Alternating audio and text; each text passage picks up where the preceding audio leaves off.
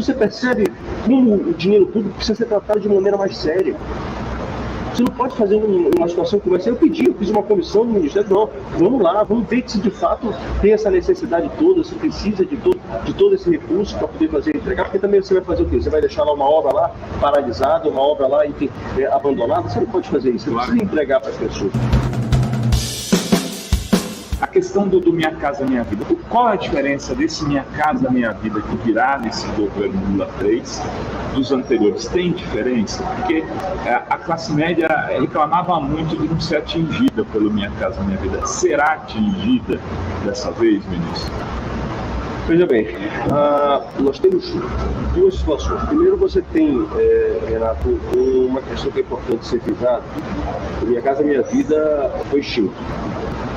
Nos últimos 4 anos, não se contratou uma única unidade habitacional no faixa 1, que são as pessoas que ganham até R$ 2.640.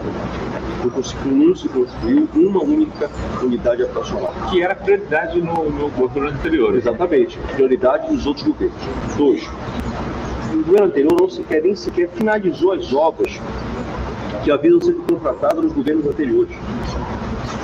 Eu tive a oportunidade de entregar uma obra lá em Recife, no Canal do Fragoso, que era ainda do segundo governo do presidente Lula. A comunidade estava esperando há mais de 10 anos. Eu vi uma cena, Renato, e aqui eu quero aqui dar um abraço a todo mundo lá em Jaboatão dos Guararapes, para falar para você o seguinte: uma das pessoas que nós entregamos, uma dessas unidades habitacionais, que faz parte do Pacto Integrado, onde Minha Casa Minha Vida se integra com a obra do Canal do Fragoso, dizer para você o seguinte: a gente foi lá uma moça, que nós fomos entregar, eu entreguei a chave da casa dela, do apartamento dela, e ela disse assim: ministro, eu gostaria de falar. Eu disse: pois não, fique à vontade. Pegou o microfone e ela disse o seguinte: quando do início das obras do canal, eu estava grávida. E hoje eu estou recebendo aqui a minha casa, e aqui do lado está minha filha, com 13 anos.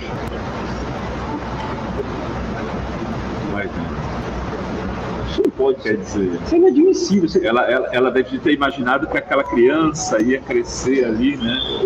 Na verdade, 13 anos depois, já está quase saindo de casa. Ela sai da casa dela, veja bem, ela sai da casa dela para poder fazer a obra do canal, que é importantíssima, que eu não estou discutindo isso, e aí ela esperou 13 anos para voltar, para ter a casa, aquela casa que foi prometida lá atrás. É inadmissível isso. Então, não conseguiram sequer concluir as obras. De alguma maneira, pelo menos vocês conseguem ter... Não, essa é uma das prioridades. Coisa rápida para entregar. Eu tenho dito que nós temos que trabalhar em 3 frentes. Tá? Primeiro, precisa entregar essas unidades habitacionais. Quando nós chegamos lá, Renato, nós encontramos ativos 186 mil contratos ativos do Minha Casa Minha Vida. Desse, 80 e quase 84 mil estavam com obras paralisadas. Que é a obra mais cara, né? A obra parada. Situações dessas por exemplo, eu tenho uma situação que eu recebi uma comissão lá de Rondônia, lá de Ji-Paraná, uma pessoa chegando comigo e me falar o seguinte, que tinha um condomínio lá, de apartamentos muito bem montadinho, onde tinha se gasto 87 milhões com aquelas obras, e a evolução da obra era cerca de, baixou para 47%, um pouco menos, já estava com mais de 95%, mais de 96% da obra realizada, faltando detalhe para poder entregar. Houve uma evolução de obra abaixo de 47%, segundo o Banco do Brasil. Mas aí eu falei que nós vamos ter que gastar mais 50 milhões numa obra dessa. Você percebe como o dinheiro público precisa ser tratado de maneira mais séria. Você não pode fazer uma situação como essa. Eu fiz uma comissão no Ministério, não, vamos lá, vamos ver se de fato tem essa necessidade toda, se precisa de todo esse recurso para poder fazer entregar, porque também você vai fazer o quê? Você vai deixar lá uma obra lá paralisada, uma obra lá abandonada? Você não pode fazer isso, você precisa entregar para as pessoas. Então essa é uma das prioridades, a gente precisa entregar essas obras, tirar elas do papel, fazer com que as pessoas possam morar, até porque eu tenho dito, Renato, as pessoas que moram em situação de rua, as pessoas que moram em áreas de risco, ou as pessoas que moram até aluguel, enfim, moram em aluguel, as pessoas têm pressa. Claro. E a gente tem que ter pressa a entregar isso para as pessoas. Então é isso que a gente tem feito, essa é a orientação do presidente Lula. Um outro ganho que a gente tem com isso, nessa retomada, é também geração de emprego, que é uma preocupação muito grande do presidente, gerar emprego para as pessoas. Enfim, nós precisamos fazer a roda da economia girar. E fora disso é o seguinte, agora no final de maio, início de junho, a gente começa a fazer as novas contratações. E aí, fazendo aquilo que você estava dizendo, a gente vai contratar, aí, nesse ano de 2000, com o orçamento, né, geral da União, nós vamos contratar 145 mil unidades no ano de 2023. E também vamos reforçar a questão do FGTS, que aí a gente fala da classe média. E aí nós vamos trabalhar, só que nós queremos.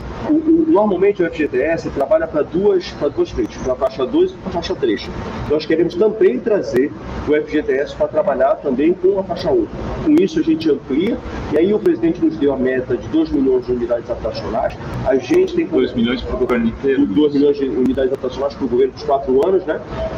E a gente tem discutido dentro do Ministério, nós temos conversado com os diversos atores da construção civil. A gente acredita que com esse modelo que a gente está criando, de fazer com que o FGTS possa, além de atender a classe média, o faixa 2, o faixa 3, atendendo também a faixa 1, né, a gente vai ultrapassar essas 2 milhões de unidades.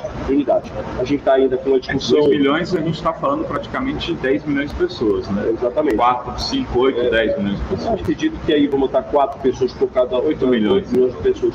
E aí... Qual que é o déficit no Brasil, ministro? Hoje, Renato, na verdade, nós estamos fazendo um levantamento agora, né? Vai fechar agora o IBGE. Nós, desde 2009, a gente trabalha com a Fundação João Pinheiro, lá de Minas Gerais, para ela calcular essa questão do déficit. Então, nós estamos aguardando. A gente tem um número de fato concreto, esse número que vai sair a partir do IBGE, e esse estudo da Fundação João Pinheiro, para a gente poder passar de um número concreto, porque tem muita especulação, muita gente fala número para cá, número para lá, então a gente precisa fechar de fato o número. Aí já é uma oportunidade para a gente poder conversar de novo. E aí eu já te dou o número de fato, o número certo aí, para as pessoas poderem entender e a gente poder trabalhar a política pública da melhor maneira possível. Eu ia me perguntar de um grupo de pessoas específicas, que é o pessoal que mora em área de risco. Agora mesmo, eu sou vizinho ali da região do litoral norte de São Paulo, sou de Santos, e teve uma tragédia e morreram muitas pessoas, mais de uma centena, se não me engano, e isso tem acontecido de certa maneira, a cada 1, 2 anos acontece uma tragédia dessa. Já tem uma preocupação de mapear, ou já estão mapeados os brasileiros que habitam em área de risco? Eles terão alguma prioridade nesse sentido para os programas habitacionais? Bom, seguramente. Esse é um problema crônico. A gente, toda essa época de chuva do Brasil, que a gente começa, a gente já sabe que vai acontecer. Nós precisamos, de fato, enfrentar. Essa é uma das prioridades do governo do presidente Lula. A gente vai colocar nas próprias portarias uma quantidade específica, Renato, específica. Aquela quantidade, não é que aquilo é o limite, né? Aquilo é o mínimo. Perfeito. Nós já vamos estabelecer na portaria o mínimo de unidades habitacionais para atender a esse tipo de situação. Para que a gente possa, de fato, começar a avançar esse problema. Quem trata desse assunto é a Secretaria de Territórios Periféricos. Ela é a secretaria que trata sobre isso, trata sobre encosta, trata sobre área de alagamento. O ministro Valdez, a partir da sua equipe, lá no Ministério do Desenvolvimento da Integração Nacional, tem nos ajudado com os dados para que a gente possa fazer o cruzamento daqueles lugares onde mais as pessoas têm acontecido esse acidente, onde mais vidas têm sido perdidas, versus onde tem mais alagado, onde tem mais áreas onde possa acontecer esse tipo de situação, para que a gente possa identificar quais são essas prioridades, que são muitas, para que a gente possa não só trabalhar a questão da habitação, mas também a gente poder trabalhar aquela coisa, vamos fazer a política de encosta, vamos ampliar a questão do investimento, essa questão da prevenção, seja das encostas, seja mesmo das áreas de alagamento. Perfeito.